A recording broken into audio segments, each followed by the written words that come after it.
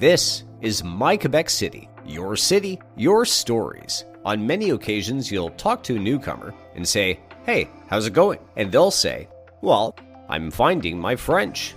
Always enriching, but not always easy. In this episode, we talk to Dani, who's originally from the US. So Dani, what's your story? I moved to Quebec City in March of this year. Before that, I've lived in a lot of places, but originally from Chicago. Did you have a bit of a head start? Because among the places you lived before here was Ottawa, a quite bilingual city and region, of course.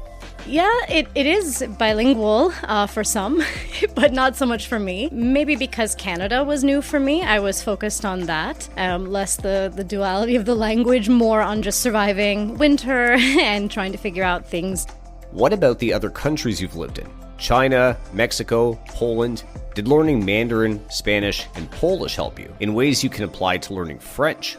I think every language that I've learned has helped me with the next language, whatever it is. It doesn't even matter that they're similar. Actually, in fact, I think Spanish being similar grammatically to French is more of a detriment because I tend to slip into some Spanish without even meaning to because it is so similar. But yeah, learning Polish really helped me when I had to switch to Mandarin just because I knew sort of the key phrases that I like to use a lot in restaurants and with taxi drivers and whatever, so I could focus on those very quickly and get kind of conversational faster. So yeah, every language has helped in some way.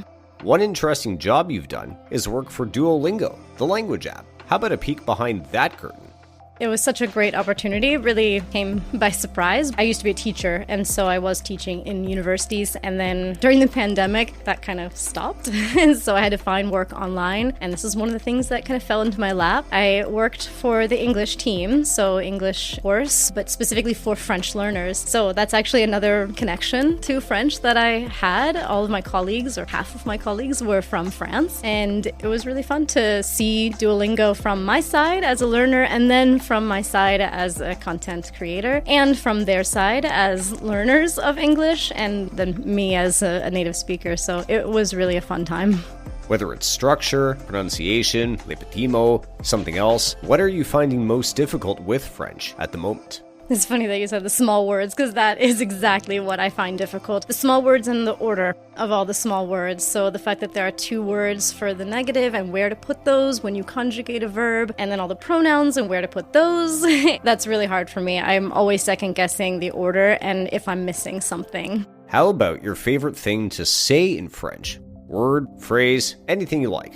Well, I'm actually really interested in the Québécois dialect. I think that's something really unique and interesting. I love listening to it, all those vowels. So I'd probably pick a Québécois word or expression. Of course, there are many that I probably can't say. Exactly.